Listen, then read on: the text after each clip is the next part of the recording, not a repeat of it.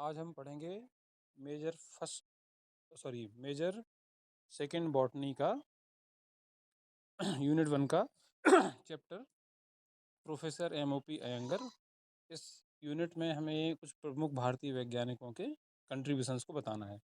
तो हम यहाँ कंट्रीब्यूशंस की बात करेंगे। Professor M O P. अयंगर।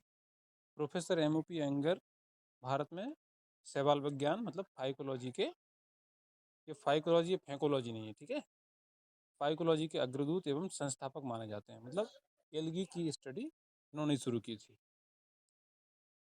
उन्होंने एल्गी के वर्गीकरण, आकृति विज्ञान मतलब मॉर्फोलॉजी, पारिस्थितिकी मतलब इकोलॉजी, जीवन चक्रों पर विशिष्ट शोध किया। ठीक है, अब उनके कुछ प्रमुख योगदान हम नीचे बात करेंगे।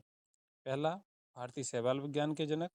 मतलब इन्होंने ही मान के चलिए कि इंडिया में एल्गी की डीप स्टडी स्टार्ट की।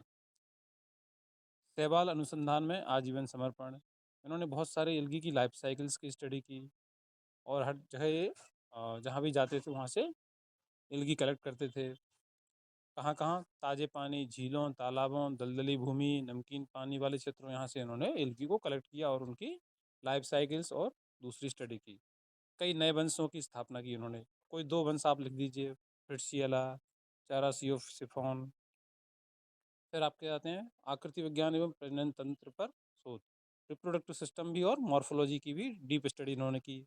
मद्रास में एल्गी की जो स्टडी है उसका रिसर्च सेंटर स्थापित किया। और वॉल्वो केल्स मतलब जो आपकी एल्गी में वॉल्वॉक्स आप पढ़ेंगे तो उसके बहुत सारे मेंबर्स की उन्होंने डीप स्टडी की। इतना डिटेल्स देंगे तो आपका इनके कार्य हो जाएंगे। इसके बाद आते हैं प्रोफेसर के.सी. मेहता। इन्होंने किस क्षेत्र में काम किया? इनका जो नाम है वो व्हीट रस्ट के लिए जाना जाता है। इन्होंने गेहूं की जो बीमारी होती है उसका डिटेल्स इन्होंने बताया। क्या क्या? Black rust, brown leaf rust, yellow stripe rust, ये 3 प्रकार की एक्चुअली गेहूं की रस्ट होते हैं। इन्होंने क्या क्या काम किया? उन्होंने यह वैज्ञानिक रूप से सिद्ध किया कि रस्ट रोगों के बीजाणु हिमालय की पहाड़ियों में ओवर विंटर होकर सुरक्षित रहते हैं।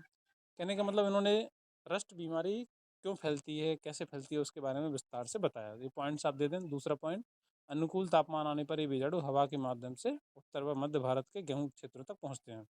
इससे भारतीय गेहूं उत्पादन में रस्ट की उत्पत्ति और प्रसार को समझना अत्यंत सरल हुआ।